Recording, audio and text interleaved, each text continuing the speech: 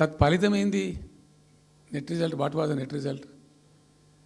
పాలమూరు జిల్లాలో ప్రతి తాలూకా కేంద్రం అంటే ప్రతి నియోజకవర్గ కేంద్రం నుంచి వలసలు పోవడానికి ప్రజలు ప్రతి బొంబాయి నుంచి bus, Narayanpet Bombay bus, Wanaparthy Bombay bus, ఇంచుమించు అన్ని తాలూకాల నుంచి బొంబాయికి డైరెక్ట్గా బస్సు. ఏం చేస్తారు? ప్రజలు పుట్ట చేత పట్టుకొని వలస పోవాలి, బతకపోవడు తప్ప ఇంకో గతి లేదు.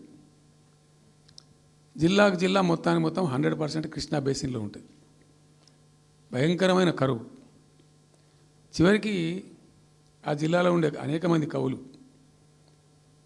అనేక పాటలు రాసినారు. ఆ గోరెటి వెంకన్న గారు అయితే పల్లె పల్లెలో పల్లెలు మొలిసే పాలమూరులోన అని చెప్పి పాట రాసి పాడిండి. ఆ పాట బాగా పాపులర్ సాంగ్ కూడా, తెలంగాణ ఉద్యమం పొడుగుతో కూడా భయంకరంగా మోగినటువంటి సాంగ్. సో అట్లా జరుగుతూ ఉంది. మేము ఏడుస్తా పోయినాం, చూస్తూ పోయినాం. అవి ఉన్న రెండే ప్రాజెక్టులు.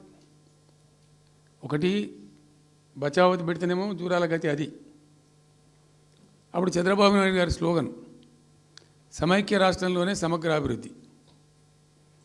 నేను ప్రథమ మహాసభకు పాలమూరు జిల్లాకు పోయినా, మహబూబ్నగర్ టౌన్లో పెట్టాం. పెద్ద భారీ మీటింగ్ జరిగింది.